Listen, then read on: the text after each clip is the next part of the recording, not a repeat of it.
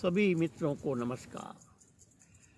मित्रों, भारत के इतिहास की एक घटना अनुपम है।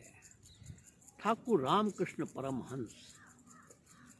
पहला प्रश्न ये उठता है कि उनको परमहंस क्यों माना गया। सामान्य व्यक्ति थे, कोई बहुत बड़े विद्वान नहीं थे, काली माँ की पूजा करते थे, लेकिन परमहंस क्यों कहलाए। तो उनके जीवन की घटना हमको ये बताती है कि ठाकुर जब विवाह योग्य आयु के हुए, माता पिता ने उनकी इच्छा न होते हुए भी जबरदस्ती विवाह की। विवाह के लिए जिस पत्नी को खोजा गया उसका नाम शारदा था, लेकिन ज्यों ही शारदा रामकृष्ण परमहंस के सम्मुख आई, इतिहास कहता है कि ठाकुर उसको साष्टांग प्रणाम करके, ओ काली माँ तुम आ गई हो, ओ शारदा माँ तुम आ गई हो। दुनिया में कोई भी पति अपने पत्नी को प्रथम दर्शन में ही माँ का संबोधन करे, साष्टांग प्रणाम करे, ये उदाहरण दुनिया में कोई दूसरा नहीं है।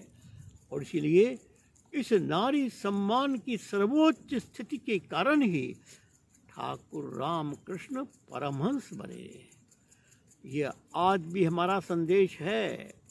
हमारी पत्नी, ये ठीक है कि वो संतान निर्माण करने के लिए हमारे घर में आई, लेकिन वो जब माँ बनती है तो भगवान से बड़ी बन जाती है, और इसलिए उसका स्थान मंदिर के भगवान से बड़ा होता है। और जिस घर में घर की माँ भगवान से बड़ी मानी जाती है, वो पूरा घर ही एक मंदिर बन जाता है। बच्चे एक बड़े शाश्वत जीवन के वाहक बन जाते हैं, और इस प्रकार समाज के परिवर्तन की शुरुआत होती है। ठाकुर रामकृष्ण परमहंस और उनका जीवन ये हमें शिक्षा देता है।